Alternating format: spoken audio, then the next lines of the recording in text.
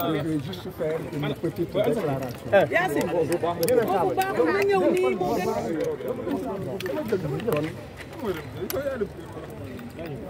Une minute. Je ne répondrai pas à une question. Simplement une information.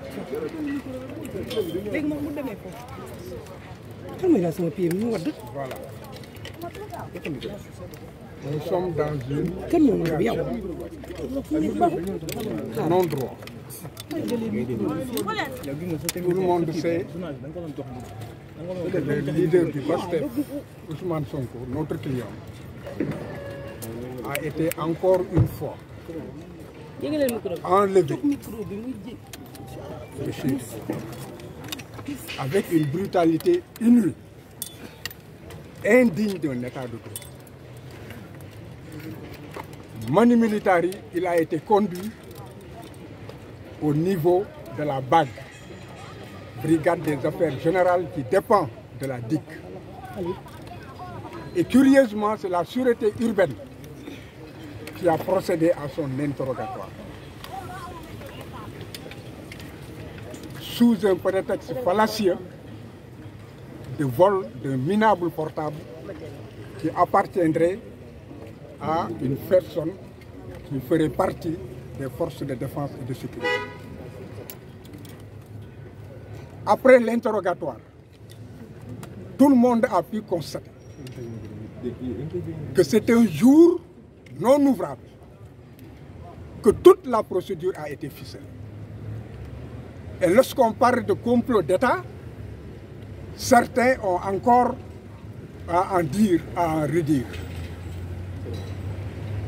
Et actuellement,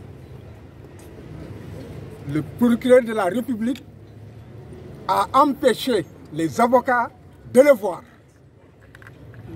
Et on se demande au nom de quel droit il le fait. J'ai toujours dit que dans ce pays, le problème, c'est le parquet. Et que résolument, il ne peut pas y avoir de réforme fiable et viable si, en fait, les pouvoirs exorbitants que le parquet utilise abusivement ne sont pas, en fait, remis en cause. Il est vrai que j'ai réussi à le voir. Il est serein. Il est en train de lire son Coran tranquillement. Et je l'ai fait comprendre que si je peux le voir, il n'en est pas ainsi pour les autres. Donc il n'est pas question que je reste avec lui et que je vais demander aux avocats présents de me suivre pour qu'on porte cette anomalie et cette violation encore des droits de la défense au niveau de l'opinion nationale et de l'opinion internationale.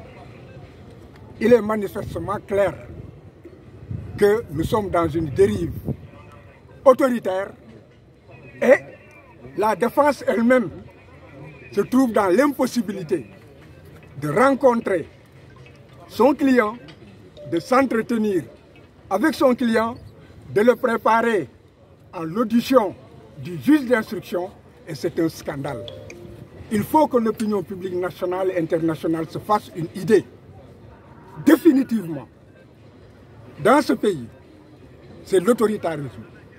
Dans ce pays, c'est la rupture définitive avec la démocratie et l'état de droit.